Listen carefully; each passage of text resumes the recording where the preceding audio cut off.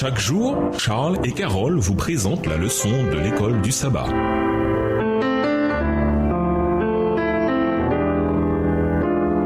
Bienvenue dans notre émission Dieu nous parle. Nous sommes de jeudi en attendant sa présence. Lisons Josué 18 et versets 1 et 2. Pour quelle activité Josué a-t-il interrompu la répartition du pays? Josué 18, les versets 1 et 2. Toute l'assemblée des enfants d'Israël se réunit à Silo et ils y placèrent la tente d'assignation. Le pays était soumis devant eux. Il restait 7 tribus des enfants d'Israël qui n'avaient pas encore reçu leur héritage. Après la description des territoires accordés aux 2 plus grandes tribus à l'ouest du Jourdain et à la demi-tribu de Manassé, ce passage décrit la congrégation assemblée à Silo où le pays est partagé entre les 7 plus petites tribus restantes. L'établissement du sanctuaire, mon tabernacle, représente l'accomplissement de la promesse de Dieu de vivre parmi son peuple. Exode 25, le verset 8. Lévitique 25, le verset 11 et 12. Et révèle le thème central du livre. La présence de Dieu au milieu d'Israël a permis qu'il possède le pays et elle va devenir une source constante de bénédiction pour Israël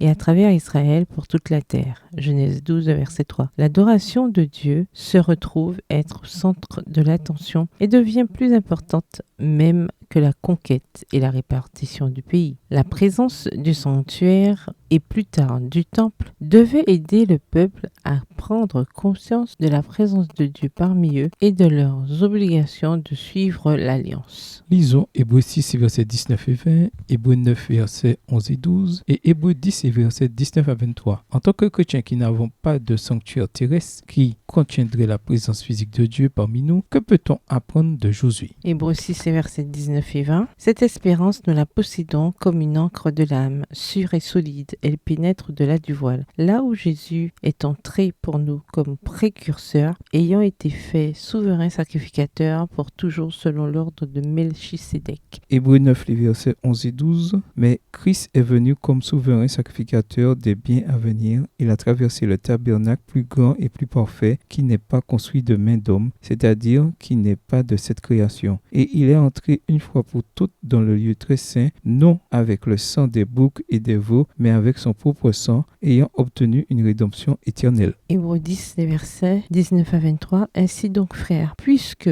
nous avons au moyen du sang de Jésus une libre entrée dans le sanctuaire par la route nouvelle et vivante qu'il a inaugurée pour nous au travers du voile, c'est-à-dire de sa chair, et puisque nous avons un souverain sacrificateur établi sur la maison de Dieu, approchons-nous avec un cœur sincère, dans la plénitude de la foi, les cœurs purifiés d'une mauvaise conscience et le corps lavé d'une eau pure. Retenons fermement la profession de notre espérance, car celui qui a fait la promesse est fidèle. L'apparition du sanctuaire ne devrait pas nous surprendre, car le thème du sanctuaire est présent dans le récit de Josué par le biais de l'arche de l'Alliance. L'arche était l'objet central dans le lieu très saint, et elle marquait les 2 premières parties du livre, la traversée et la conquête. Maintenant, en plaçant la construction du tabernacle au centre de l'attention, en pleine distribution du pays, Josué montre que toute la vie d'Israël tournait autour du sanctuaire, c'est siège terrestre de Yahvé. Il est encore plus important pour nous chrétiens qui vivons au jour antitypique des expiations de fixer nos yeux sur le sanctuaire céleste, tandis que nous poursuivons notre lutte contre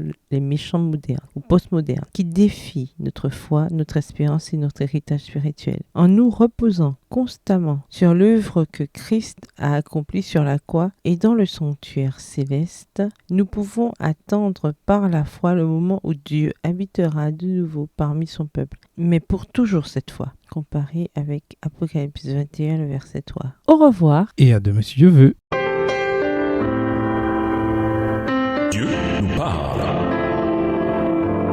Chaque jour, Charles et Carole vous présentent la leçon de l'école du sabbat.